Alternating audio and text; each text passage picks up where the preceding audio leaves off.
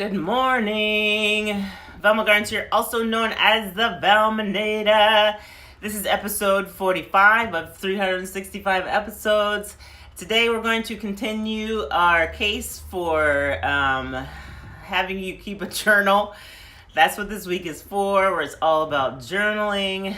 So journaling can definitely help you increase your personal growth, because one of the things that I've noticed with my journaling is that you can go back from the beginning, especially if you've been keeping it like third grade. I've been keeping a journal since about third grade.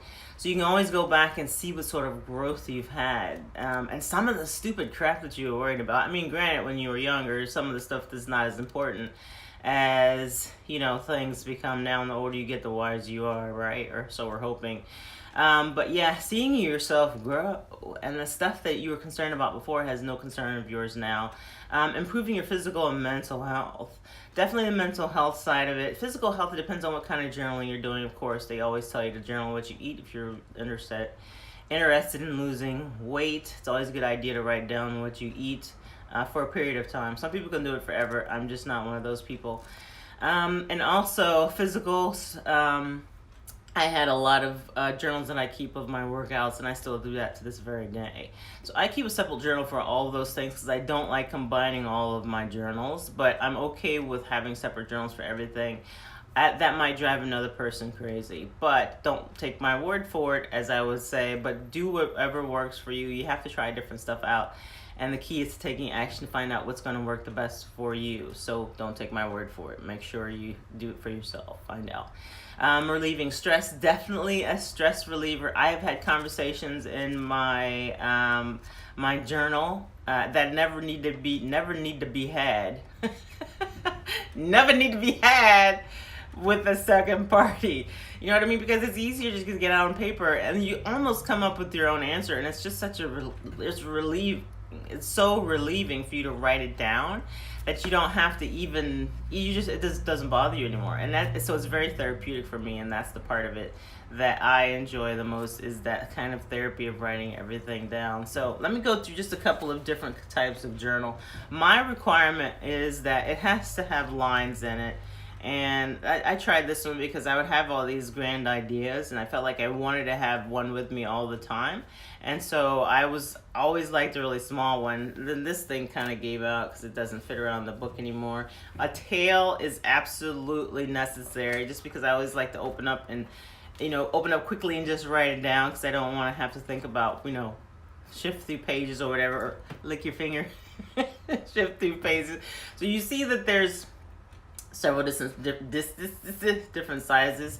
There's this size, and then there's this size. This is my gratitude journal. I like to keep my gratitude separate from my actual journal, because I like to go back and easily refer to everything that I write down in my gratitude journal when I'm really having a crappy day, and that really works for me. Do what works for you. This one, there is no tail in it because I like how it lays flat. And one of the things that we're going to talk about is bullet journaling. Bullet journaling has been saving my life, because I hate already pre-planned journals where you have to write down in the little boxes. Like, I can't stand that because it makes me feel confined. So I discovered bullet journaling. We'll talk a little bit about that, but you can do your own research about it first if you're one of those people that feel confined with daily schedulers. Like it has the days of the week and the month and all that kind of stuff. So this is a dotted one. I usually like lines, but I also like to be really creative too and draw and take time. Who has time for that? I do. So I like to try and doodle and draw, but I'm not the best drawer. So when I doodle, it's kind of like a controlled doodling. Like, you can get templates like that and make it really pretty. And like I said, you don't want to have to sift through templates, so you might have to either work on your drawing and get really good at it. I mean, there's so many different sizes of journals. There's so many different things you can do. It's almost like scrapbooking, but it's for journaling. You know what I mean? So, do whatever works for you. Do whatever you have the time for. If you can only scroll down like 3 sentences every single day, at least do that. You're getting started with something, but you'll start to see how better you feel. Don't take my word for it. Try it for yourself and see how it works for you. I like to do things like, I don't know if you can see, like, there's different colored inks in here. Somewhere. I have different colored inks. You know what I mean? That makes it exciting to me to go back and read it. So it's kind of like if you find an obstacle. One of my obstacles, like, man, I'm not even going back and reading it because it feels good to just get it out. And I don't want to have to go back and refer. And it's easier just to write it out and not have to go back and look at it. You know what I mean? I was doing that for a while, and I was like, what's going to make me want to go back and look at this? And I thought, you know what? Different colored inks. So I have many different colored pens, as you can see. That's part of it's all part of journaling, just being artistic, trying to anyway. And I keep like one separate for business. You know what I mean? All of my requirements have to have like a little tab. Because like I said, I just like to go back and either mark off a page so I can easily refer to it. So, you know, it's like that biblical thing, the little tale. There's also Bible journaling too. We're going to cover a little bit of that. So yeah, I mean, it's really up to you and however you decide that you want to design your life, because your life is worth designing. It's certainly worth keeping track of. So it would not hurt to try and start keeping a journal. So if you're having problems just sitting down and starting some sort of type of journaling practice, I would say, and don't do something like this. I mean, you can, but I mean, I don't know. You know, the legal pad, I wouldn't be too excited about it because legal pad feels too much like work. You know, it just reminds me of legalness, which is why they call it a legal pad. Like, I wouldn't be excited about writing down to a legal pad or any of those composition notebooks. You know what I'm talking about. It's got the really weird Dalmatian, you know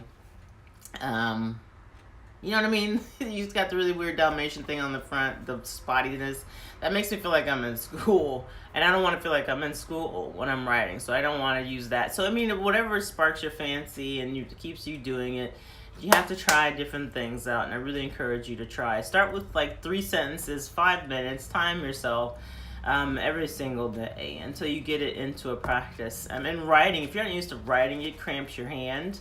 Because I had that issue because I was always on a typewriter, you know, I was always tapping things into a keyboard, and I felt much more connected to it, and that's why I will always tell you, and I will always advocate for the longhand writing, like sit down and write it out. None of us really longhand write anymore, and I really encourage you to do that. So that is it. Oh, proper English, don't worry about proper English or what it sounds like, or like you're writing for show, or like someone's going to come back and read it. The only thing I don't recommend you keeping a journal for is if you're planning to like murder someone or rob a bank, because you watch cop shows or stuff like that, and it's funny, like they would write everything down just to keep track of how they're going to either kill this person, rob a bank, or whatever. And I always thought that was the most hilarious thing. It's like, that would be the first thing you would destroy.